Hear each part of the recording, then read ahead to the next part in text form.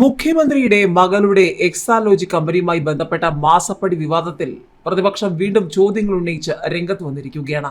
പ്രതിപക്ഷം ഉന്നയിച്ച 5 ചോദ്യങ്ങൾക്ക് മറുപടി നൽകാതെ മുഖ്യമന്ത്രി മൗനത്തിന്റെ മഹാമാളത്തിൽ ഒളിച്ചിരിക്കുകയാണെന്ന് പ്രതിപക്ഷം ആരോപിക്കുകയാണ്.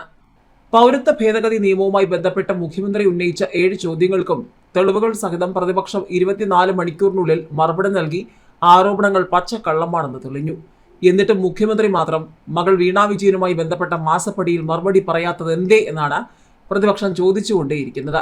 മാസപ്പടി വിവാദത്തിൽ മുഖ്യമന്ത്രി മറുപടി നൽകിയിട്ടേയില്ല. 2 സ്റ്റാറ്റ്യൂട്ടറി അതോറിറ്റികൾ നടത്തിയ അന്വേഷണത്തിൽ നിയമവിരുദ്ധമായ പണമിടപാടുകൾ കണ്ടെത്തി. അത് ഇലക്ട്രൽ ബോണ്ട് അഴിമതിക്ക് തുല്യമാണ്. CBI, ED ഉൾപ്പെടെയുള്ള ഏജൻസികളെ ഉപയോഗിച്ച് BJP റെയ്ഡ് നടത്തി ഇലക്ട്രൽ ബോണ്ടിലൂടെ സംഭാവന സ്വീകരിച്ചു. ഇതിന് സമാനമായി എക്സാലോജിക്കിന് സംഭാവന നൽകിയ കമ്പനികൾക്കെല്ലാം എന്തൊക്കെ സഹായങ്ങളാണ് സംസ്ഥാന സർക്കാർ ചെയ്തു കൊടുത്തത് എന്നാണ് VD സതീശൻ കഴിഞ്ഞ ദിവസവും ചോദിച്ചത്.